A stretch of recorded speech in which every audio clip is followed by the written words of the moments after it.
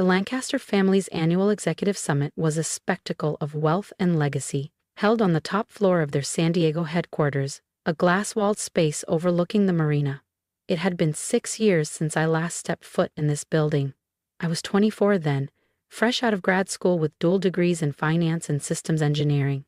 That was also the day my application was publicly rejected by my aunt, Victoria Lancaster. Today, I returned, not as Ava Chen, the dismissed outsider, but as CEO of VXC Holdings, quietly the Lancaster Group's largest client, funneling over $60 million, 0 cents, a year through their logistics division. They just didn't know it was me. "The quarterly report looks promising," said my cousin Marcus, clicking through another over-designed PowerPoint deck, "thanks in large part to our anchor client, VXC Holdings." I sipped my espresso to mask the grin tugging at my lips. I remembered Marcus's voice from 6 years ago. "Come on, Ava. You're smart, but you don't really belong in a place like this. Family loyalty and pedigree matter here." Victoria beamed proudly.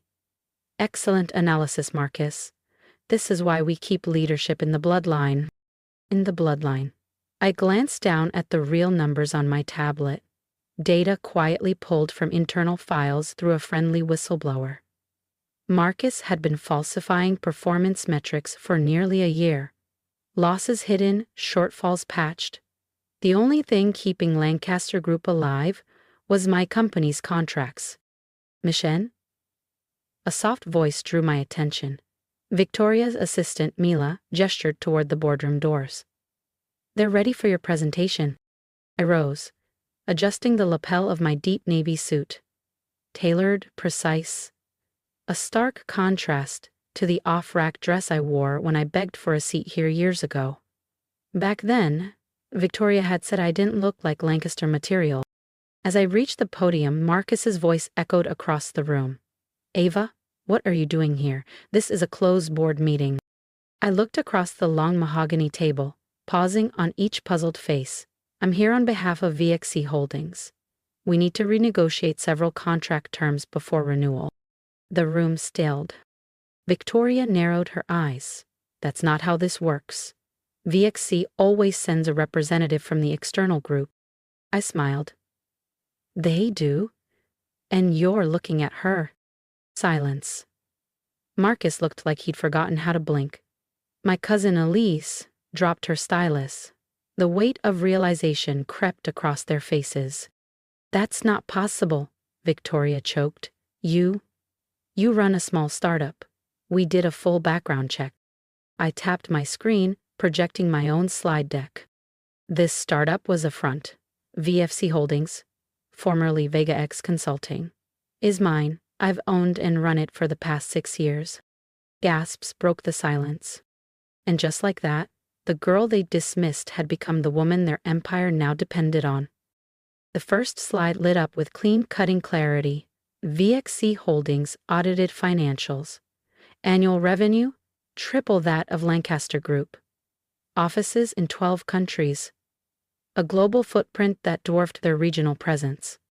And beneath that, a client list featuring 9 Fortune 500 companies. I heard someone gasp. "No." Marcus lurched to his feet, visibly pale.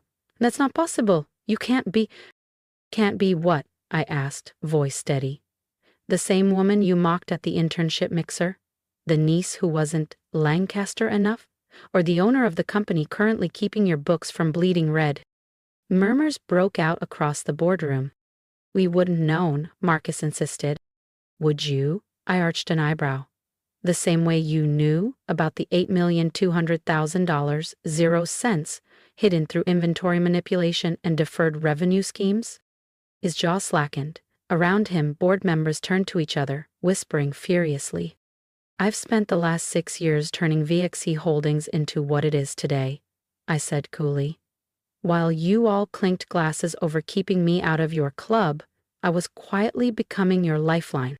And Victoria's knuckles whitened as she gripped the armrests. "Why come forward now?" I clicked to the next slide. An analysis of Lancaster Group's dependency on VXC. It wasn't subtle. 82% of their logistics revenue. 70% of new growth. Over half their remaining client retention initiatives rode on infrastructure VXC controlled. Because it's time to renegotiate, I said, and based on what I've uncovered, I'm not sure there's much left to salvage.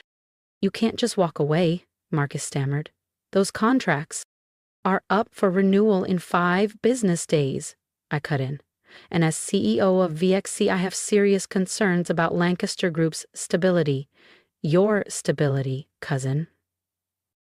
The room exploded. Board members demanded explanations. Victoria shot Marcus a death glare. Elise muttered something about corporate liability. I remained still, calm, composed. Let the storm hit them first. I'll be calling an emergency audit meeting tomorrow at 9 a.m., I said, gathering my tablet and notes. My team will present a full forensic breakdown of your finances.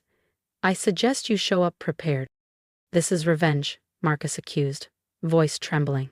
Because we didn't give you a seat at the table. I paused at the doorway. The memory of that rejection 6 years ago still echoed. His smug face, Victoria's cold stare, the laughter that followed when I walked out with my head held high but heart in pieces. No, Marcus, this isn't revenge, I said, looking him dead in the eye. This is business. The very thing you claimed I'd never understand. I glanced at my watch. 9 sharp. Don't be late. Though punctuality never really ran in your side of the family, did it? As I stepped into the hallway, the voices behind me fractured into accusations. Victoria's calm cracked. Marcus tried, again, to justify the numbers. My assistant, Michael, was waiting by the elevator. He held out a bottle of sparkling water. How'd it go? Exactly as planned, I said, stepping inside. If you thought that boardroom twist was satisfying, trust me, you won't want to miss what happens at tomorrow's audit meeting. Hit subscribe and I'll take you inside, the moment everything finally comes crashing down. I stepped into the elevator, pressing the button for the lobby. Is everything ready for tomorrow? I asked. Full audit reports, full breakdown of Marcus's financial manipulation, and a dependency analysis that'll make their stomachs turn, Michael replied with a calm grin. They won't know what hit them. I thought about Aunt Victoria's face when the realization had dawned, about Marcus, panicked and pale, scrambling to hold up numbers that had never been real, about the years they'd whispered behind my back, saying I wasn't a fit for the Lancaster legacy, that I lacked the pedigree, that I didn't belong. Send me the latest draft of the termination letter, I told Michael. I want my eyes on it before tomorrow. You're really going to pull out of all the contracts? He asked. I smiled. Let's just say they'll finally understand what earned power looks like. Tomorrow, they'll learn what real business is. The next morning, I arrived at Lancaster Group's headquarters an hour early, the same building that had once turned me away. The lobby guard, same guy from 6 years ago, stood up so fast he nearly knocked over his coffee. Miss Chen? Welcome. He hesitated. The board's already gathering upstairs. Early, I murmured. Funny what the smell of collapse does to people. As I stepped into the executive elevator, the polished chrome reflected back someone they never saw coming. The woman they'd pushed aside was about to hold the pen over their fate. The boardroom was packed when I entered. Silence blanketed the air. Victoria sat at the head, her presence hallowed. Marcus sat hunched beside the corporate lawyers, flanked by tension and denial. Independent board members were already whispering, brows furrowed over printed summaries. Behind me, my team of analysts filed in, all handpicked, all quietly embedded over the past 5 years, collecting data while the Lancaster heirs played legacy games. I stood at the podium. Good morning, I said smoothly. Shall we begin? Ava, Victoria said, her voice stripped of its edge. Before we get into this, maybe we could speak privately. I tilted my head slightly. I think we've had enough private family conversations, don't you? I nodded toward my team. Distribute the reports, please. Papers rustled like storm winds. Then, the sharp sounds of gasps. One board member swore under her breath. "This can't be right," muttered a director, flipping pages. "These losses? These numbers?" "Oh, they're accurate," I confirmed, pulling up my presentation. "Let's start with the creative accounting, shall we?" I looked at Marcus. "Would you like to explain how over $8 million in losses were tucked under miscellaneous operational expenses?" His lawyer began to object, but I raised a hand. "Or should we fast forward to the inflated client metrics, the phantom assets, or the part where, without VXC Holdings contracts, Lancaster Group is technically insolvent?" "You're trying to destroy us," Marcus said, voice cracking. I stared at him, unwavering. "No, Marcus, you did that on your own." "Think your own family," Marcus choked out. I raised an eyebrow. "Family? You mean when you told half the industry I wasn't cut out for corporate leadership, or when Aunt Victoria laughed and said I'd never understand real business?"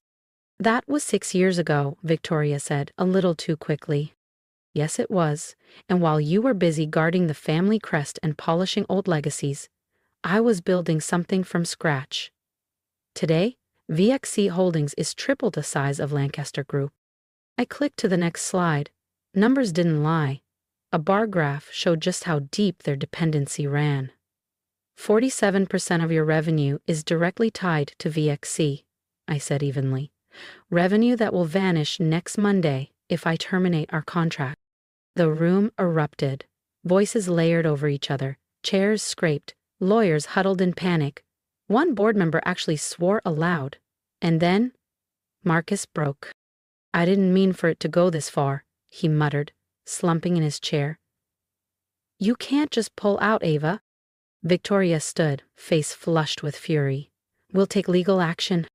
"On what grounds?" I asked, my voice turning cool. "That your rejected niece outperformed your entire executive suite? That your son's fraudulent reporting was uncovered before the SEC got involved?" I leaned forward. "By all means, let your lawyers depose Marcus. I'd love for them to explain the off-book liabilities and phantom revenue streams." A gray-haired board member cleared his throat. "Miss Chen, given the circumstances, we may need to discuss immediate leadership transitions." "Leadership transitions?" Marcus's voice cracked. "This is our company." "Actually," I said, sliding a sealed envelope onto the table, "not for long." Inside were 2 documents.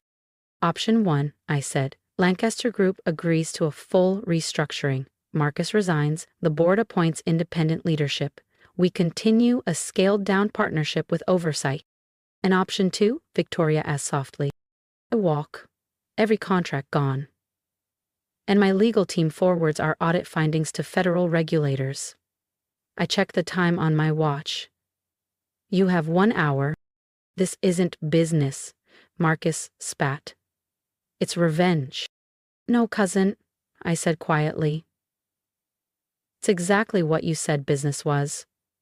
Ruthless, merit-based, and only for those who can prove they belong." I gathered my tablet, my notes, my silence. "I'll be in the office. You once said I'd never deserve," I added, "the CEO suite. Funny how things change." I left them there, surrounded by reports, evidence, and panic. By the time I reached my private suite overlooking the harbor, my phone was vibrating nonstop. "Mom, how could you do this to your aunt?" "Dad, you're tearing the family apart." "My cousins, you've ruined us." I ignored them all. Instead, I opened a dusty folder buried in my inbox. The rejection email Victoria had sent me 6 years ago. "Dear Ava, while we admire your ambition, we feel you lack the leadership instincts required at Lancaster Group. Perhaps a role with fewer responsibilities would better suit your strength." I smiled and clicked Archive. "Sincerely, Victoria Lancaster." I printed the old rejection email and placed it on what would soon be my new desk.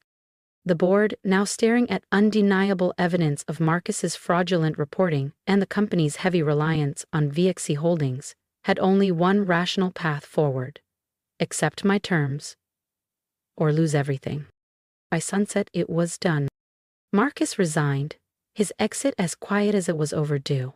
Victoria, stripped of her influence, was pressured into an early retirement that no one in the room tried to fight, and Lancaster Group, once a fortress of nepotism and old money pride, would be restructured under my oversight. The family empire they once claimed I wasn't fit to join would now report to me. Michael stepped in just as the final papers were signed, a bottle of chilled champagne in hand. "Congratulations," he said with a grin, "on your very elegant takeover." "Not a takeover," I replied, watching through the window as Marcus and Victoria quietly packed their offices into cardboard boxes. "Just business, the kind they told me I'd never understand." My phone buzzed again. Dozens of unread messages. "Mom, you didn't have to humiliate them." "Dad, this isn't how family handles conflict." "Cousins. We grew up together. How could you?" I typed one message to the family group chat and hit send. "Don't worry about the family name. Lancaster Group is finally in qualified hands." Then I set the phone down and turned back to the window, watching the Pacific fade to orange and gold as the sun sank behind the skyline. A new kind of peace settled over me. Not the peace of approval or recognition, but the clarity of earned power. Because sometimes success isn't about getting the job you begged for. It's about building something so undeniable that they're forced to sit across the table and negotiate with you. And sometimes, the best revenge isn't revenge at all. It's becoming their boss. Victoria had been right about one thing, though. I wasn't qualified to work at Lancaster Group. I was qualified to own it. Hey, before we dive into anything else, how was your day? Really? I know we don't always ask each other that, especially in a world moving this fast, but I'd love to know. Drop it in the comments. Good, bad, somewhere in between. I'm listening. Because sometimes just being heard is the first step to feeling seen. And if you've made it this far, I want to thank you, not just for listening to my story, but for walking through every hard-earned lesson with me. When I was told I wasn't good enough to sit at their table, I didn't fight for a seat. I built my own table, and eventually, they had no choice but to stand around mine. So now, I want to hear from you. Have you ever been underestimated, overlooked, or shut out by people who were supposed to believe in you? Tell me how you kept going anyway. Or tell me where you are now, and I'll cheer you on like no one else did. Because if there's one thing I've learned, it's that quiet strength makes the loudest impact. If any part of this story resonated with you, hit that subscribe button. Not just to support me, but to support yourself. Because stories like this aren't just about revenge or power plays. They're about finding your voice, honoring your worth, and rewriting your place in the world. Here's what I know now. You don't need permission to begin. You don't need approval to grow. And you definitely don't need anyone's blessing to become who you were always meant to be. So go ahead, archive that rejection, build what they said you couldn't, and when they finally recognize you, make sure it's because you refused to disappear. Until then, I'll be right here, sharing stories like mine and waiting to hear yours. Because sometimes, the best success story starts with a no you turned into power.